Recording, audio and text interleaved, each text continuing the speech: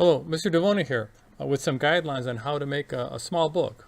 If you write poetry or short stories and you want to make a small 7 or 8 page book, this is a good way to do it.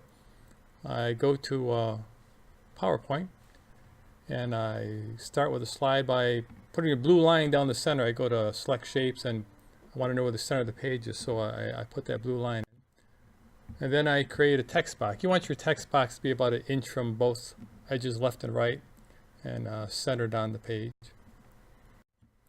And then I either start typing my writing in, or I cut and paste it in, and I do that for each page. I leave the blue line in so I can make sure I'm in the center. Before I print, I go through and select the blue line on each of the pages and take it out because I don't want that to print. And so I have a nice clean page like this, and then I print my pages. And here they are. I've got about 6 or 7. And the next thing I do is I fold the pages with the poems and the writing on the outside. And I try to do a careful job. It takes some practice. Sometimes the paper crinkles, but you want to keep it as even as you can. And when you're all done, you have your 6 or 7 pages, and the poems are printed on the outside. We're going to leave that fold on the outside. That makes it simple. And by my thumb, that's the gutter, or the part where we'll put our staples.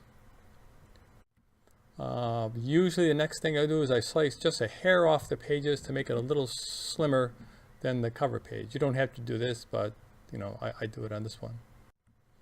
And so then I fold my cover. You can use a heavier paper or normal paper. And then I slide my pages into the cover. And then I put a staple in about 1/4 inch in from the spine and maybe 1.5 inches up from the top and bottom.